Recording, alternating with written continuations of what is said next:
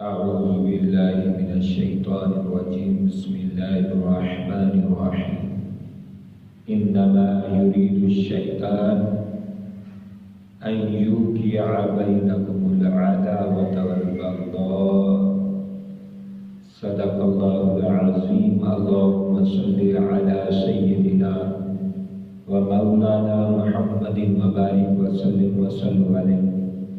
پیارے دوستو، آج کی گفتگو اسلام میں امن، سلامتی، صلح، اتحاد و اتفاق، اس کی کتنی اہمیت ہے، اس کے حوالے سے بات کرنا چاہتا ہوں۔ رب لم یزل ہمیں عمل کی توفیق نصیب فرمائے۔ پیارے دوستو، آقا علیہ الصلوۃ والسلام ہمارے پیارے نبی، رحمتوں والے نبی، عظمتوں والے نبی، شانوں والے نبی، آقا کریم علیہ الصلوۃ والسلام، آپ کی ہر بات رحمت ہے، آپ کی پوری ذات رحمت ہے، آپ کی پوری تعلیمات رحمت ہیں، آپ کے مبارک ہاتھ رحمت ہیں۔ آقا علیہ الصلوۃ والسلام آپ کے مبارک ہاتھ جب بھی اٹھ گئے امت کی تقدیریں بدل دیتے تھے۔ امت کی تقدیریں بدل دینے والے کو میرے پیارے نبی کے ہاتھ مبارک۔ سیدنا ابو ہریرہ آئے تو حضور نے ان کی والدہ کے لیے دعا کر دی۔ ابو ہریرہ دوڑ لگا کے گئے، لیکن ابو ہریرہ کہتے ہیں کہ میرے پہنچنے سے پہلے مصطفیٰ کی دعا پہنچ چکی تھی۔ اسی طرح ابو سفیان ایک دفعہ دعا کرانے آئے، آقا علیہ الصلوۃ والسلام نے ابو سفیان کے لیے دعا کی۔ وہ مدینہ سے مکے گئے، فرماتے ہیں کہ میں جب مکے میں پہنچا دعائے مصطفیٰ پہلے پہنچ چکی تھی۔ اور اسی طرح آقا علیہ الصلوۃ والسلام، صحابہ کرام فرماتے ہیں ایک دفعہ حضور نے، جمعہ کا دن تھا، خطاب فرما رہے تھے، صحابہ نے عرض کی حضور کرم فرمائیں، مہربانی فرمائیں، ہمارے لیے دعا کریں، بارش نہیں ہے، جانور بھوک مر رہے ہیں، پیاس مر رہے ہیں، چارہ نہیں ہے، انسانوں کو پانی کی بڑی شکایت ہے، کمی ہے، حضور دعا فرما دیں۔ میرے حضور نے مبارک ہاتھ اٹھائے۔ صحابہ کرام کہتے ہیں ہم جب جمعہ کی نماز ادا کر کے واپس پہنچے تو ہم گھروں میں جب گئے تو بھیگ کر گئے، یعنی اس قدر حضور کے چہرے مبارک پر ہاتھ پھیرنے سے پہلے ہی دعا قبول ہو جاتی تھی، تقدیریں بدل جاتی تھیں۔ اور اسی طرح آقا علیہ الصلوۃ والسلام نے آب زمزم کے لیے دعا کی، اللہ آب زمزم کو قیامت تک کے لیے قائم رکھ، دائم رکھ اور اس میں برکت عطا کر۔ آج دیکھیں ہر گھر تک پانی پہنچ چکا ہے۔ آب زمزم کا پانی پہنچنا یہ میرے آقا علیہ الصلوۃ والسلام کی دعائے مبارک کا نتیجہ ہے، دعائے مبارک کی برکات کا ثمرہ ہے۔ اور اسی طرح آقا علیہ الصلوۃ والسلام نے عرفات کے میدان کے لیے دعا کی۔ عرفات کے میدان میں برکت ہوئی، آج جتنے بھی حاجی آتے ہیں وہاں کافی ہوتا ہے۔ اور آقا علیہ الصلوۃ والسلام فرماتے ہیں ایک دعا میں نے بچا کے رکھی ہے، وہ کیا دعا ہے؟ فرمایا وہ دعا میں نے محفوظ کیا ہے، وہ خاص دعا ہے، وہ خاص دعا میں نے اس وقت تک کے لیے رکھ لی ہے۔ سارے نبی اس جہان میں، اس دنیا میں وہ دعا استعمال کر گئے، لیکن میں نے وہ دعا محفوظ کر لیا ہے۔ میں قیامت والے دن جب میری امت پھنسی ہوگی میں اس وقت دعا کروں گا، امت کے مشکلات میں، امت کے مشکل مراحل میں دعا کروں گا۔ تو آقا علیہ الصلوۃ والسلام وہ دعا فرماتے ہیں، آقا علیہ الصلوۃ والسلام فرماتے ہیں میں رب ذوالجلال کے سامنے 4 سجدے کروں گا اور امت کے لیے دعائیں کروں گا۔ آقا علیہ الصلوۃ والسلام فرماتے ہیں جب بندہ دعا کرے اور قبلہ کی طرف منہ کرے تو دعا جلد قبول ہوتی ہے۔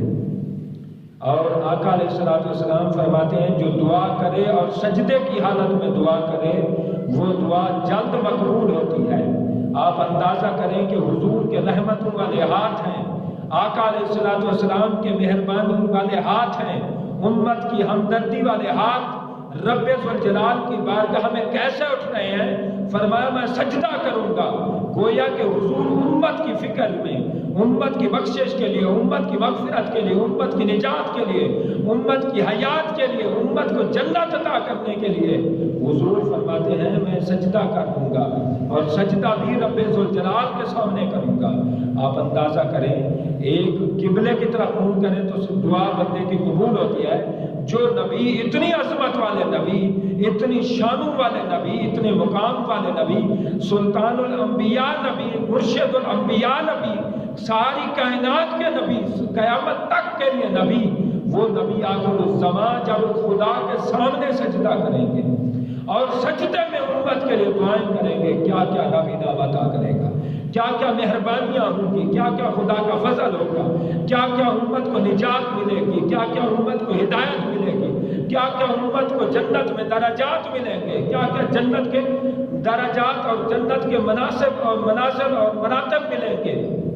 آپ اندازہ کریں، آقا علیہ الصلوۃ والسلام فرماتے ہیں میں پہلا سجدہ کروں گا جب امت پریشان ہوگی، جب پسینے میں ڈوب رہی ہوگی، جب امت کا بہت مشکل ٹائم ہوگا، اس وقت حضور فرماتے ہیں میں سجدہ کروں گا۔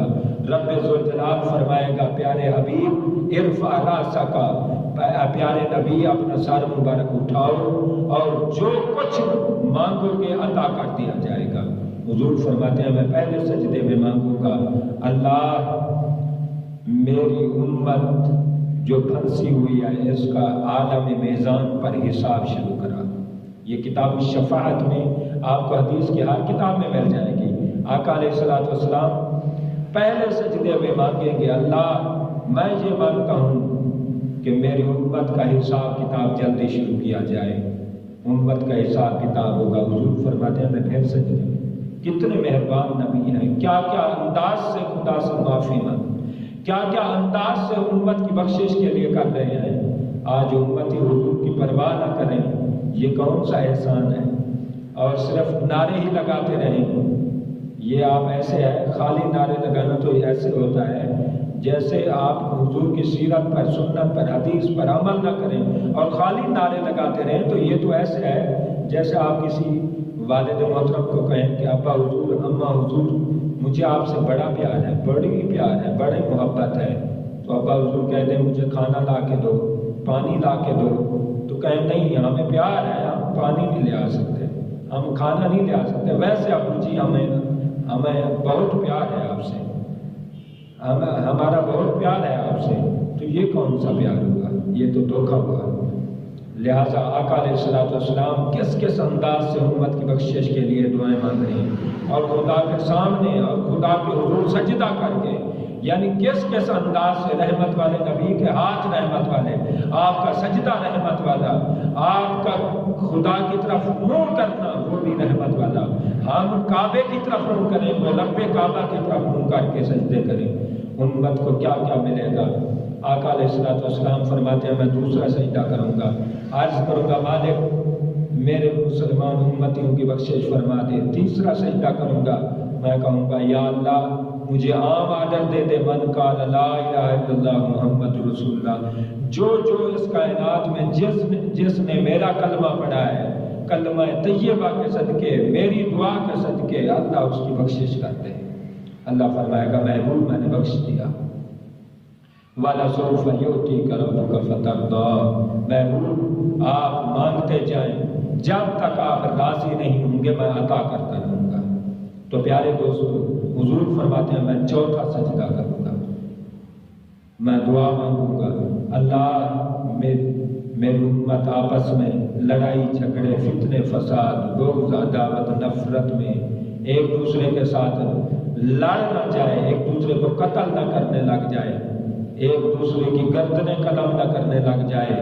اللہ مہربانی فرما مجھے میری امت کو ہدایت عطا کر، اور ایسی ہدایت کا عطا کر کے ایک دوسرے کے ساتھ ان کا پیار ہو، محبت ہو، یہ امن سے رہیں، صلح سے رہیں، اتفاق سے رہیں، اتحاد سے رہیں، یکجہتی سے رہیں، یگانگت کے ساتھ رہیں، وحدت میں رہیں، ایک دوسرے کا احساس کریں، خیال کریں، لحاظ کریں، ایک دوسرے کی عزت کا احترام کریں، ایک دوسرے کی مال کا جائیداد کا ہر چیز کی حفاظت کریں، اور ایک جسم بن کر رہیں۔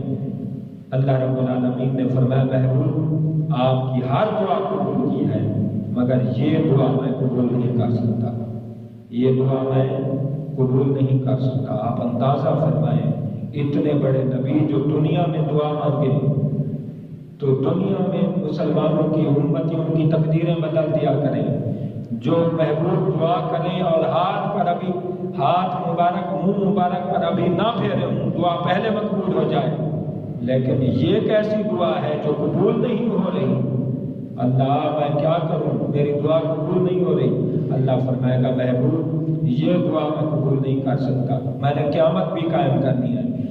मौला तो मैं क्या करूँ? फरमाया कि तू उम्मत को बता दे, प्यारे नबी उम्मत को बता दो कि जब मेरी उम्मत तुम आपस में लड़ोगे, झगड़ोगे, फितने, फसाद, अदावत, इख्तिलाफ और एक दूसरे के टांगे खींचोगे और एक दूसरे की इज्जत और एहतराम का ख्याल नहीं करोगे, एक दूसरे की पगड़ियाँ उछालोगे, फरमाया महबूब उम्मत को बता दो वही वक्त क़यामत का वक्त होगा, वही वक्त मेरी उम्मत की बर्बादी का वक्त होगा, वही वक्त मेरी उम्मत की तबाही का वक्त होगा। तो प्यारे वही वक्त उम्मत की तबाही का है जब लड़ जाए, उम्मत आपस में लड़ाई झगड़े में लग जाए, उम्मत एक दूसरे की खैर खाई छोड़ दे, हमदर्दी छोड़ दे, गमगुसारी छोड़ दे, उम्मत एक दूसरे से दिल से और मुंह से एक दूसरे के साथ नफरत करें, बुग़्ज़ करें। जब ये मामलात बन जाएंगे, ये फितना परवरी हो जाएगी, इस कदर उम्मत गिरावट का शिकार हो जाएगी, उम्मत जब इस कदर ज़िवाल का शिकार होगी, फरमाया मेरी उम्मत वही समझना क़यामत का वक्त है। तो प्यारे दोस्तों वो नबी जिनकी हर दुआ मकबूल होती है, जो रहमतुल लिल आलमीन नबी है, जिनके हाथ मुबारक रहमत है, जिनकी दुआ मुबारक रहमत है, उनकी भी एक दुआ कबूल नहीं हो रही। आखिर खुदा के यहाँ मुसलमानों का इत्तेफाक और इत्तेहाद की किस कदर अहमियत है, बहुत सोचने वाली बात है। अल्लाह रब्बुल आलमीन ने फरमाया इन्नमा युरीदु शैतान अन युक़िअ बैनकुमुल अदावत वल बग़दा, फरमाया सिर्फ शैतान चाहता है, इन्नमा हस्र का कलमा है, हस्र में हर चीज को बंद कर दिया जाता है। अल्लाह ने फरमाया सिर्फ शैतान चाहता है और चाहता रहेगा, युरीदु मुज़ारे है, फरमाया शैतान चाहता है और चाहता रहेगा। या अल्लाह क्या फरमाया युक़िअ बैनकुमुल अदावत वल बग़दा, फरमाया शैतान यही चाहता है कि तुम्हारे दिलों में नफरत, अदावत और मुसलमानों के लिए बुग़्ज़ डाले। तो सिर्फ शैतान चाहता है, जब भी दो लड़ते हैं जिससे पूछो वो कहता है मैं हक पर हूँ, मेरा मसला ये है, मेरी सोच, मेरा विजन ये है, मेरी ओपिनियन ये है कि चाहे कोई हक पर भी हो, अगर लड़ाई के मैदान में है तो वो मुजरिम है। लड़ाई से बचो, 100% बचो, एक दूसरे के साथ तलवारें ना उठाओ। ये हाथ तलवारें उठाने के लिए नहीं, ये हाथ सलाम करने के लिए है, ये हाथ अस्सलाम वालेकुम कहने के लिए है, ये हाथ रहमत के लिए है, ये हाथ एक मुसलमानों के लिए दुआएं करने के लिए है, ये हाथ और जुबान मुसलमानों की इयादत करने के लिए है, ये हाथ और जुबान मुसलमानों के जनाजे अदा करने के लिए है, ये हाथ और पाँव मुसलमानों की तदफीन के लिए है, तकफीन के लिए है, मुसलमानों की मदद के लिए है, मुसलमानों के साथ रहमत वाला पहलू कायम करने के लिए है। तो अल्लाह रब्बुल आलमीन ने एक और कुरान मजीद में फरमाया वज़कुरू निअमतल्लाहि अलैकुम इज़ कुंतुम अअदाअन फ़अल्लफ़ बैन क़ुलूबिकुम, कि मैं हुजूर के गुलामों याद करो वो अल्लाह के एहसान और अल्लाह की मेहरबानी, अल्लाह की नेमतें। कौन सी नेमतें? कि जब तुम थे एक दूसरे के दुश्मन, एक दूसरे के साथ तुम बगावत करते थे, अदावत करते थे और बात बात पर झगड़ जाते थे, बात बात पर लड़ाइयाँ करने लग जाते और एक दूसरे की जानें और एक दूसरे की गर्दनें कलम करने लग पड़ते थे। वो वक्त याद करो, फिर मैंने अपना महबूब भेज दिया, फ़अल्लफ़ बैन क़ुलूबिकुम फ़अस्बहतुम बिनिअमतिही इख़वाना, मेरे महबूब ने आकर यहाँ मुहाजिरीन अंसार को भाई भाई बना दिया, भाईचारा कायम किया, ब्रदरहुड सिस्टम कायम किया। आका अलैहिस्सलातु वस्सलाम ने मुहाजिर, अंसार और अरबी, अजमी, सारे गोरे काले, ये सारी जो कौमियत थी, जो पहचान थी, जो मार्फत थी, आका अलैहिस्सलातु वस्सलाम ने कौमियत, लिसानियत, ये हर चीज़ को हुजूर ने उठाया और दफन कर दिया। फरमाया इन्नमल मुमिनूना इख़वतुन, आज से मुसलमान एक दूसरे के भाई भाई हैं। ये हुजूर ने सारी जो मुतज़ाद चीज़ें थी, जो एक दूसरे से अलग और तफरका करने के लिए चीज़ें थी, हुजूर ने सबको मिलिया बैठ कर दिया और दफन कर दिया। حضور نے بھائی چارہ قائم کر دیا۔ اللہ فرماتا ہے تم لڑائی میں، جھگڑے میں، فتنے میں، فساد میں جب تم اس قدر کھو گئے تھے تو تم جہنم کے گڑھے پر پہنچ چکے تھے۔ فَأَلَّفَ بَيْنَ قُلُوبِكُمْ فَأَصْبَحْتُمْ بِنِعْمَتِهِ إِخْوَانًا، محبوب اللہ کی نعمت بن کر آئے، اللہ کی نعمت بن کر آئے، حضور نے سب کو بھائی بھائی بنا دیا۔ وَكُنْتُمْ عَلَى شَفَا حُفْرَةٍ مِّنَ النَّارِ، فرمایا تم خود جہنم کے گڑھے پر پہنچ چکے تھے، جہنم کے کنارے پر پہنچ چکے تھے۔ فَأَنْقَذَكُم مِّنْهَا، تو محبوب نے ہی تمہیں بچایا ہے اس جہنم سے۔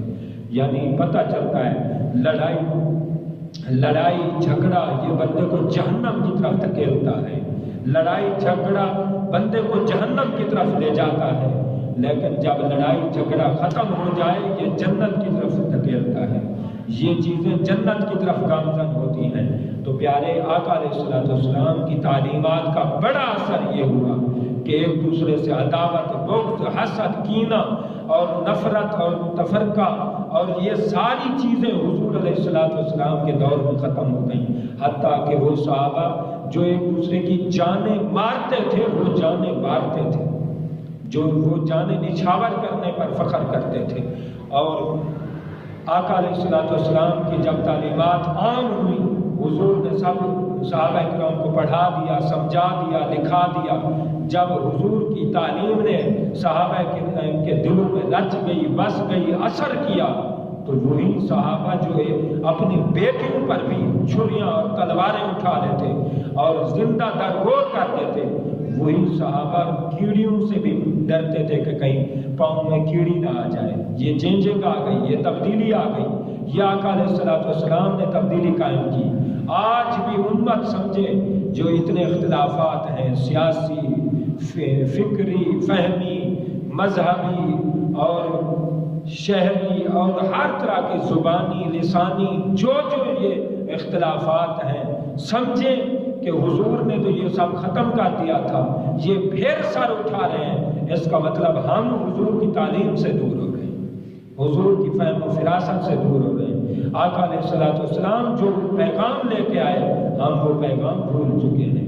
تو پیارے، ہمیں دوبارہ آقا علیہ السلام کی سیرت و سنت کے پیج پر آنا ہوگا، ہمیں پھر صراط مستقیم کی لائن پہ کھڑا ہونا ہوگا، ہمیں مسلمانوں کے لیے پھر احساس کرنا ہوگا، پھر ہمیں ایک دوسرے کی فکر کرنی ہوگی، ایک دوسرے کا خیال کرنا ہوگا، ایک دوسرے کی عزت و آبرو، مال، جان، ہر چیز کی حفاظت کرنی ہوگی۔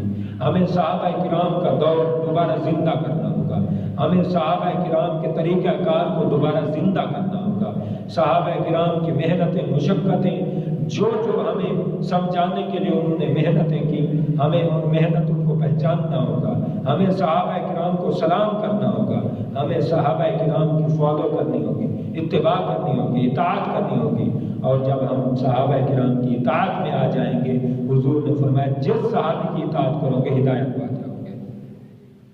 میرے چند کلمات کو رب العزت قبول فرمائے، ہمارے دلوں سے نفرت ہٹائے، بغض ہٹائے۔